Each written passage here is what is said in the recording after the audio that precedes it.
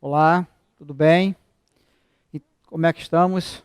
Focado, decididos aí a conquistar a vaga na universidade. Então, hoje nós vamos dar continuidade ao nosso programa, né? Frente 3, a gente começou já a Frente 3, com ecologia, concluímos na última aula e hoje nós vamos começar um assunto muito importante. É um assunto que, caindo uma questão, pode ser a diferença para quem acerta essa questão, porque ela, de biologia, tem muito pouco, certo?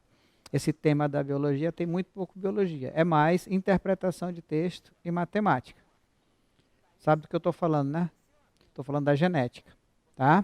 Genética mendeliana.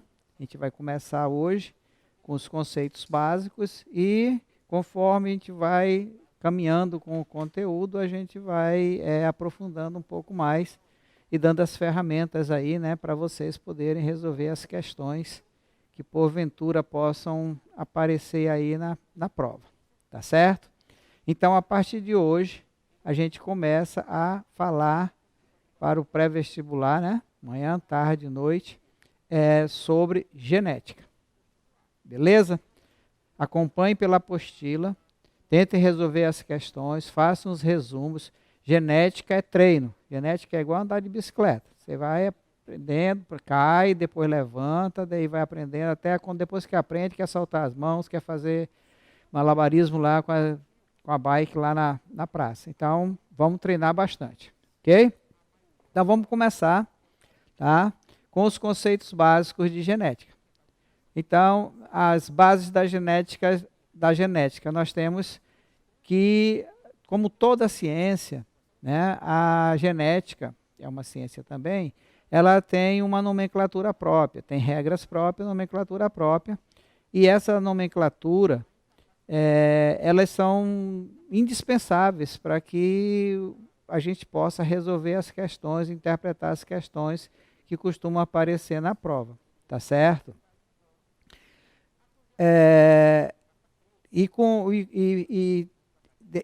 Para você dominar, é um vocabulário, o pessoal também chama de glossário, né? É um glossário que você tem que entender o que cada palavra dessa significa, ok? Então, autofecundação. Quando a gente falou de reprodução, lá na frente 1, a gente definiu o que era a autofecundação. Para um indivíduo poder se autofecundar, ele tem que produzir os dois tipos de gametas, tá? Ele tem que ter a gônada masculina e a gônada feminina, certo? E o próprio gameta masculino dele fecundar o gameta feminino. Então, esse processo ele não gera variabilidade genética, conforme a gente vai ver em seguida, tá?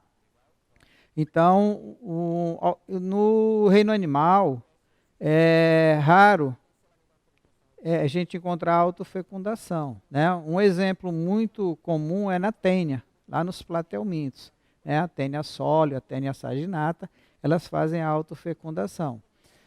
Uma obrigatoriedade para o indivíduo que pratica a autofecundação é ele ser monóico, ele ser hermafrodita, tá certo? Só assim, mas apesar de ter alguns animais hermafroditas, a maioria deles evitam a autofecundação pelo motivo que eu já falei. Ela não gera variabilidade genética, tá certo? Nos vegetais existe uma grande variedade de possibilidades, tá? A flor, ela pode ser hermafrodita, certo? A planta pode ser hermafrodita. Então, existe uma grande variação de possibilidades aí. Por que a gente está falando de autofecundação aqui na genética? Porque, para entender o trabalho do Mendel, a gente tem que saber sobre autofecundação, daí essa revisãozinha aqui para a gente, tá? Então, como eu disse para vocês, a autofecundação em animais é rara, e o exemplo mais comum é da tênia, né? Que tênia é essa aqui, que tem esses ganchos aqui no Scolex? Né? Então, essa aqui é a tênia sólio, a tênia do porco, né? E aqui são os proglotes. Os proglotes mais próximos aqui do Scolex, eles são jovens, e os proglotes mais maduros são os proglotes fêmeas. Tá? E eles autofecundam, e quando o indivíduo defeca, elimina esses anéis grávidos para o ambiente para fechar o ciclo lá, conforme vocês já estudaram isso lá em Plateumintos. Ok? Muito bem. A fecundação cruzada, que é a mais comum, né? Então, quando o gameta de um indivíduo fecunda o gameta do outro indivíduo, tá certo? Como eu disse, no reino animal tem muitos indivíduos hermafroditas, mas eles evitam a autofecundação, praticam a fecundação cruzada, tá? Então, dois indivíduos diferentes produzem gametas diferentes, ou não, né? Nós temos o caso da planária, que quando cruzam os dois estão masculinos, da minhoca, é um caso bastante curioso, né? Vocês já devem ter estudado, tá? Mas o certo é que eles têm que misturar gametas, por isso que é a fecundação cruzada, tá certo? O gameta masculino de um animal fecunda o gameta feminino de outro animal e vice-versa. Então aí nós temos o exemplo clássico, né? Os espermatozoides do macho indo ao encontro do ovócito da fêmea para ter a fecundação. Beleza? Qual é a vantagem dessa fecundação cruzada? Que ela vai gerar a variabilidade genética. Então, a autofecundação não gera variabilidade genética e a fecundação cruzada gera variabilidade genética. Beleza? Muito bem. Caráter ou aspecto, certo? Então, o caráter aqui como sinônimo de aspecto, daquilo que a gente vê do indivíduo. Então, o que a gente considera aqui na genética como caráter ou aspecto? São as características, né, que o indivíduo possui. Ele pode ser detectada, geralmente são observadas no indivíduo. Tá? A gente, na genética mendeliana, a gente chama o caráter de fenótipo. Tá? O que é o fenótipo? O fenótipo é o aspecto, né, do indivíduo. É a descrição, né, como é que o indivíduo é. Eu estou falando do seu fenótipo. É alto, baixo, é gordo, magro. As flores são brancas, as flores são vermelhas. Eu estou falando do fenótipo. Tá? Esse fenótipo, como eu disse, né, nas plantas, é que a gente vai tratar mais agora aqui no início para a genética mendeliana. Vamos supor, quando eu digo que uma planta tem flores brancas e outras têm flores vermelhas, que o animal tem pelo curto, o outro tem pelo longo, eu estou falando de fenótipo, tá ok? Esse fenótipo, ele é designado, assim, digamos, pela informação genética que estão lá nos nossos cromossomos, certo? Então, dois conceitos importantes aqui, é o conceito de cromossomo e o conceito de gene. Então, a gente já estudou lá no núcleo interfásico. Estão lembrados do núcleo interfásico? Quais são os componentes do núcleo interfásico? Carioteca, nucleolo, suco nuclear e cromatina. Certo? E do que é feita a cromatina? A cromatina são os filamentos de DNA descondensado, certo? Que estão lá na nossa célula. Certo? Então, existem as células que a gente chama de diploides, células haploides. Por exemplo, as células que formam o nosso corpo. Está falando da nossa espécie, né, aqui no homem. Então, as células do nosso corpo são células diploides. Nós temos quantos pares de cromossomos? 23 pares de cromossomos. Desses 23 pares de cromossomos, o 23º par no homem é representado por X e Y. Certo? Não é que eles têm a aparência de um X e Y. Foi escolhido essas duas letras para designar esse 23º par. E nas mulheres? Nas mulheres, o 23º par é designado por 2X. Esses cromossomos são os cromossomos que são diferentes no homem e na mulher. Como é que esses cromossomos são chamados? São chamados de cromossomos sexuais ou alossomos. Ok? Então, nós temos 23 pares, sendo o 23º par chamado de cromossomos sexuais ou alossomos. Tá? Os outros 22 pares de cromossomos, eles são idênticos no tamanho, na forma e nos genes das características que eles têm. Tá? Esses cromossomos, esses 22 pares par número 1 ao par número 22, tá? Eles são iguais na célula masculina e na célula feminina. E eles são chamados de cromossomos autossômicos, ou autossomos, tá? O gene que está nesses cromossomos são chamados de genes autossômicos. E os genes que estão nos cromossomos sexuais, a gente diz que são genes ligados aos cromossomos sexuais, tá? Tem que ficar alerta nisso aí, porque isso é motivo de questões no vestibular. Então, as células diploides, como é que a gente representa matematicamente uma célula diploide? Célula 2N, né? 2 é o quê? 2 é o número de conjuntos de cromossomos que tem na célula. E N é uma variável, se refere ao número de cromossomos diferentes que tem. Então, nós temos 23 tipos de cromossomos diferentes. Numa célula diploide, eu vou pegar o 23 do valor do N e multiplicar por 2, 46, tá? Então, esses cromossomos que são idênticos, do mesmo tamanho, da mesma forma, a mesma classificação, tá? Quanto à posição do centrômero, tá? Eles são chamados de cromossomos homólogos, tá? Eles só são encontrados em células diploides, certo? Então, a classificação desses cromossomos leva em consideração a posição do centrômero. Lembra? Volta lá na apostila e vê lá, tem o cromossomo metacêntrico, que tem o centrômero bem no meio, os dois braços mais ou menos do mesmo tamanho. Tem os cromossomos submetacêntricos, tem um braço um pouquinho maior do que o outro. O centrômero está um pouquinho deslocado do centro. Tem os cromossomos acrocêntricos, tá? Que tem um bracinho bem curtinho e o outro maior. E os telocêntricos, que o centrômero está na ponta. Então lembra disso aí, tá? Por isso que a citologia vem primeiro da genética, lá no núcleo, para poder dar esse embasamento para isso aí. Ok? Então, como é que a gente chama os cromossomos, né? Dois cromossomos que têm o mesmo tamanho, que têm a mesma forma e a mesma classificação quanto à posição do centrômero. A gente chama de cromossomos homólogos. Tá? Então, é importante também esse conceito, você saber o que são cromossomos homólogos.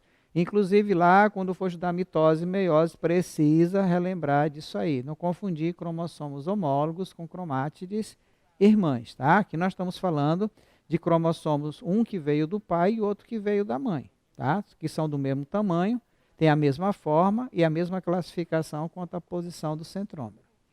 Combinado? Tranquilo? Beleza, vamos seguir então. Então aqui na figura, nós temos dois cromossomos, essa bolinha branca aqui é o centrômero, tá? Então nós temos dois cromossomos do mesmo tamanho, tá? E tem a mesma classificação, par de homólogo. O que eu chamo de locus gênico? Locus gênico é o local que é definido, né? Local definido ocupado pelo gene no cromossomo. Então é o local, locus é o local, tá? Então esse gene ocupa esse locus gênico. Esse aqui, nesse outro, vamos supor que esse veio do pai e esse veio da mãe. Tá? Então, eles vão formar um par de alelos. O que é um par de alelos? Um par de genes alelos. Tá? Alelo é lado a lado. Em quem? Em quem que eu tenho genes alelos? Eu tenho genes alelos nos cromossomos homólogos. Tá? Observe que eles são do mesmo tamanho. Tá? Tem a mesma classificação quanto à posição do centrômero. E esses genes ocupam o mesmo local em homólogos diferentes. Como é que eu chamo esse par de gene aqui? Genes alelos. Tá?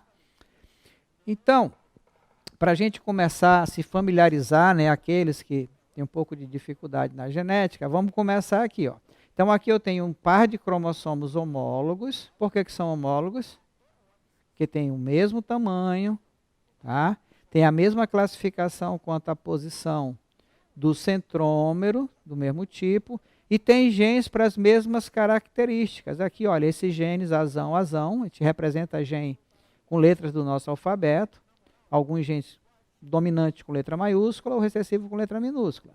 Então, quando o indivíduo tem um par de genes alelos, por exemplo, A, os dois dominantes, a gente chama ele de homozigoto. Azão, azão. Só que ele pode receber um cromossomo com o gene azão dominante, que veio de um dos pais, e no outro homólogo a esse aqui, no mesmo local, tem um gene recessivo, vazio. Então, esse indivíduo é chamado como heterozigoto ou híbrido. Tá? Isso aqui é chamado de puro também. Azão é chamado de puro, azão azinho é chamado de híbrido ou heterozigoto. E ele pode ter recebido 2 genes recessivos, um do pai e outro da mãe. São genes alelos, tá? Só vale aqui para genes que ocupam o mesmo locus gênico. Tá? O plural de losses gênicos. 2 losses gênicos aqui, que está no plural. Ok? Então, para um par de gene alelo, como é que os indivíduos podem ser? Podem ser homozigoto dominante, podem ser heterozigoto ou recessivo. Tá? A gente não costuma falar homozigoto recessivo, porque vamos ver mais na frente que o indivíduo, para ser recessivo, ele obrigatoriamente tem que ser homozigoto. Fechado? Então, que conceito nós temos importante aqui? De cromossomos homólogos, tá? Cromossomos homólogos e de genes alelos. Se esse cromossomo aqui for um cromossomo autossômico, esse gene é um gene autossômico, uma herança autossômica. É igual no homem e na mulher, tá? A chance da mulher ter esse gene é igual à do homem, porque os cromossomos são iguais. Fechado? Beleza. O que é um gene? Como é que um gene se expressa no indivíduo? Já falamos sobre isso lá quando falamos de proteína, de DNA, na composição química da célula, lá no começo do ano, tá? Então, o gene é um segmento do cromossomo, uma sequência de base nitrogenada, que se expressa na forma de uma proteína, tá certo? Então, tem o gene, uma proteína, certo? Então, vocês lembram lá do dogma central da biologia. O DNA, uma fita dele dá origem ao RNA mensageiro na transcrição, e o RNA mensageiro dá origem à proteína na tradução. Então, um gene, uma proteína, tá? Então, como é que um gene ativo se expressa? Ele se expressa na forma de uma proteína, tá? Muito bem. Então, aqui o que eu acabei de falar para vocês, atualmente a gente define gene como sendo um segmento de DNA que transcreve o RNA mensageiro, que vai servir para proteína, ok? Assim, né, a gente pode dizer que um cromossomo tem uma sequência linear de genes, alguns ativos, outros inativos para aquele período, mas é isso que a gente costuma dizer, tá? O local ocupado pelo gene no cromossomo é chamado de locus gênico, o local, tá? E como é que é o plural? Plural de locus, loci. Observe que aqui o plural não está em português, né? Porque no português a gente coloca o S no plural. Aqui o singular está com S no final e o loci significa o plural, tá certo? Não vão confundir. Locus, que é o singular, é o local, e loci, os locais. Beleza? Seguindo, tá? Como já falei para vocês, quando o gene está localizado num cromossomo autossômico, o gene é chamado de autossômico. E aí já vai a primeira dica para vocês. Herança autossômica tem a mesma chance de acontecer no homem e na mulher, falando da gente especificamente. Tá certo? Tá? Se tiver no cromossomo sexual, aí depende. Mas no autossômico, falar, é uma herança, o albinismo é herança autossômica. Então a chance de uma mulher ter esse gene é igual a do homem ter esse gene. Beleza? Fica a dica aí. Alelo, já falei para vocês, né? Em um mesmo par de cromossomo homólogo, o gene localizado em posição correspondente são alelos ou alelomorfos, tá? Para o mesmo caráter. Tá? Se é para a cor dos olhos de um lado, do outro lado, alelo a ele, na mesma posição, também tem que ter para a cor dos olhos. Só que um pode ser para a cor dos olhos escuro, o outro também. Um pode ser para olhos escuros, o outro para olho claro. Esse aqui para olho escuro, esse aqui para olho claro, ou os dois para olhos claros, ok? Muito bem. Então, do mesmo jeito. O que acontece? Eventualmente, um alelo, um gene desse cromossomo aqui, ele pode impedir a manifestação do seu correspondente no outro cromossomo homólogo a ele, tá? Ou pode até impedir que ele se manifeste. Esse gene que impede o outro de se manifestar, tá? Ele é chamado de gene dominante, certo? E o que é bloqueado, que não se expressa, ele é chamado de gene recessivo. Nós vamos ver na forma de representar que a gente representa o gene dominante com letra maiúscula e representa o gene recessivo com letra minúscula. Na maioria das notações são desse jeito, embora haja algumas variações aí que a gente vai ver no decorrer do curso. Tranquilo? Então, cromossomos homólogos, genes alelos, genes autossômicos, cromossomos sexuais, dominante e recessivo. Fenótipo. O que é o fenótipo? É a característica do indivíduo, tá? Então, vão juntando essas palavras aí, vão sublinhando aí na apostila, vão fazendo uma anotação, tá? Para vocês não esquecerem o significado dessas palavras. Que normalmente o erro acontece ou é por causa da matemática ou é por causa que não sabe o que significa a palavra, tá? Então, vamos lá, a gente não quer que isso aconteça, de maneira nenhuma. Então, genótipo. O que é o genótipo? Né? A gente costuma dizer que o genótipo é a representação dos genes de um indivíduo. Tá? O patrimônio genético do indivíduo é o seu genótipo. Embora haja outros empregos para essa palavra, mas aqui na genética mendeliana é desse jeito que a gente vai usar. Tá? O gene dominante. Como é que a gente representa o gene? O alfabeto tem 26 letras, 27. Qual que eu vou usar para representar a cor dos olhos? Né? Qual que eu vou usar para representar se o cara é míope ou se tem visão normal? Então, normalmente, né, uma convenção, a gente utiliza a inicial da característica recessiva. Tá? A letra inicial da característica característica recessiva. Por exemplo, tá? Vamos supor que tem uma espécie de vegetal que tem 2 genes, alelos, né, que controlam a cor das flores. O gene dominante, ele é responsável pelo caráter ou pelo fenótipo flores vermelhas. Enquanto que o recessivo, então o dominante, determina aqui flores de que cor? Vermelhas.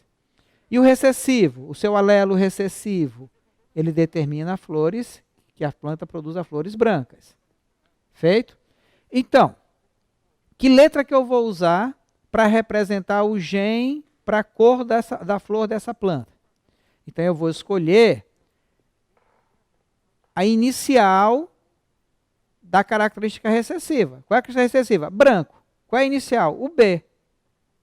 Então, eu vou usar a letra B para representar o genótipo.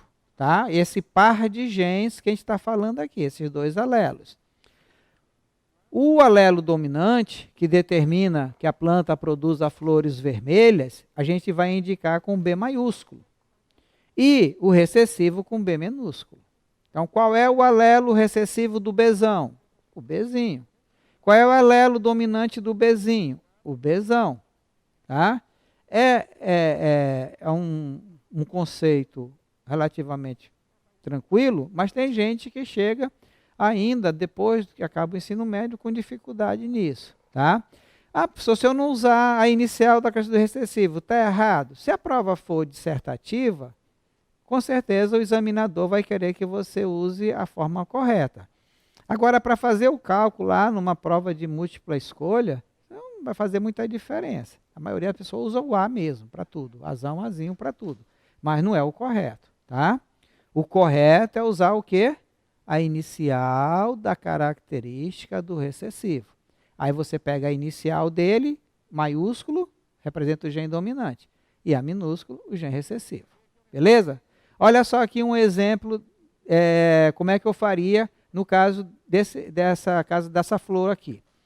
Então, eu vou ter uma planta que vai ser Bzão, né? Embora tenham 2 genes para a mesma característica, só um deles se expressa. E qual é que vai se expressar? Se os 2 são Bzão, tanto faz ser esse primeiro, ser o segundo, tanto faz. Como é que eu chamo esse genótipo? Isso aqui é um genótipo. Bzão é genótipo. Como é que eu chamo esse genótipo? De homozigoto dominante. E qual vai ser a cor da flor que essa planta vai produzir? Vermelha. E qual é o outro tipo de genótipo? Bzinho. O que é Bzinho? Um genótipo. Como é que eu chamo esse genótipo? Heterozigoto. Qual é o gene que vai se manifestar nele? O Bzão, que determina a flor vermelha, ou o Bzinho, que fica inibido? o Bzão. Todo heterozigoto manifesta a característica do dominante na herança com dominância completa. Tá? Então, flores vermelhas. Mas o senhor falou que tem planta que produz flor branca. Tem. Para ela produzir flor branca, como eu disse anteriormente, ela tem que ter 2 genes recessivos, o Bzinho e o Bzinho. Tá? E um homozigoto recessivo para as flores brancas. Ok? Beleza. Entenderam? Tá. Se fosse uso da mão, destro é dominante, canhoto é recessivo. Qual é a letra que a gente ia usar? C, de canhoto. Czão, Czão, homozigoto dominante, destro. Czão, Czinho, heterozigoto, destro também. Czinho, Czinho, no meu caso, canhoto. Tá? É desse jeito que funciona. Ok? Muito bem. E, na maioria dos casos, o fenótipo, que é a característica do indivíduo, certo? É o resultado da interação do genótipo com o meio. Ninguém é só genética, ninguém só é influência do meio. Nós vamos reforçar isso lá em evolução, tá? Então, a gente é a interação da herança genética que a gente herda do papai e da mamãe, mais o meio em que a gente vive. Uma pessoa que more lá no Rio Grande do Sul, certo? Ela tem a cor da pele dela lá de uma tonalidade. Se ela vir morar aqui em Roraima, com certeza a cor da pele dela vai mudar. Porque mudou a genética ou porque mudou o meio? Porque mudou o meio, aqui a insolação é bem maior. Ok? Então, podemos representar assim, ó, o fenótipo, a gente representa geralmente assim, genótipo mais o meio, tá? E tem indivíduos que imitam outros seres sem ter o genótipo dele, tá? Uma cópia. Como é que a gente chama a cópia, né, de um outro indivíduo sem ser pelo gene? A gente chama de fenocópia, tá? Então, os indivíduos que por força de influência ambiental, só do ambiente, tá? Eles vão ter um genótipo diferente do seu, chamado de fenocópia, tá? Por exemplo, a falsa cobra coral, ela é uma fenocópia da coral verdadeira, certo? Ela se parece com a coral verdadeira, mas ela não é coral verdadeira, é uma fenocópia, tá? Se você tem cabelo liso e coloca ele para ficar enrolado, você está fazendo uma fenocópia. Mas não foi por influência do meio, né? Você que forçou, só reforçando o exemplo, tá? Genoma, conjunto de DNA contido no cromossomo da espécie. Nosso genoma são 23 cromossomos. A sequência de base nitrogenada desses 23 cromossomos é o nosso genoma. Tem aquele projeto Genoma Humano, leia sobre isso. De vez em quando caem questões sobre isso, a gente vai falar mais na frente sobre isso também. Tá? Linhagem. O que a gente chama de linhagem? Tá? Ou variedade. Tá? Então, linhagens é um conjunto de indivíduos que apresentam o mesmo genótipo ou o mesmo fenótipo. A gente chama popularmente de linhagem ou variedade. Tá? Então, uma ervilha que produz semente lisa é uma variedade. Semente rugosa é outra variedade da mesma planta. Ok? Considerando na espécie animal, outro exemplo aqui para vocês. Tá? A gente vai terminar aqui essa primeira parte, a gente vai dar uma pausa, já a gente volta dando continuidade no assunto, tá certo? Muito bem, então considerando uma espécie animal em que o alelo dominante é Mzão, tá? Condiciona a pelagem branca e o seu alelo recessivo Mzinho determina marrom. Então, como é que a gente vai representar os genótipos e os fenótipos desse indivíduo? Observe o quadro, tá? Então, genótipo é representado pelos genes. Mzão, Mzão, homozigoto dominante. Fenótipo, pelagem branca. Mzão, Mzinho, heterozigoto, é o genótipo. Também é pelagem branca, por quê? Porque o Mzão é dominante e lá em cima está dizendo que é branco. Mzinho, Mzinho, pelagem marrom, recessivo. Ah, professor, mas ele é homozigoto, o senhor não fala homozigoto recessivo? Não. É uma questão lá da gramática, né? Seria uma redundância. Por que é uma redundância? Porque todo recessivo, obrigatoriamente, é um homozigoto, tá? Então, não preciso ficar falando isso toda hora. Chamamos de selvagem. Ah, esse gene selvagem, esse fenótipo selvagem, normalmente é o mais frequente na natureza. Normalmente. Lembra que na biologia é muito perigoso a gente generalizar, tá? E geralmente também ele é o dominante. Agora tem as exceções, como eu acabei de falar para vocês. Por exemplo, no caso da tipagem sanguínea ABO, ou AB0. O O é o sangue mais frequente. É o tipo de sangue mais frequente. Tá? E, no entanto, ele é recessivo. Tá? Quem tem sangue tipo O é recessivo, embora seja o mais abundante. Mas, via de regra, né, a maioria das vezes, o selvagem é o mais abundante na natureza. E aqui a gente vai dar uma paradinha e já já a gente continua com a primeira lei de Mendel, os trabalhos de Mendel. Tá? Já já a gente volta.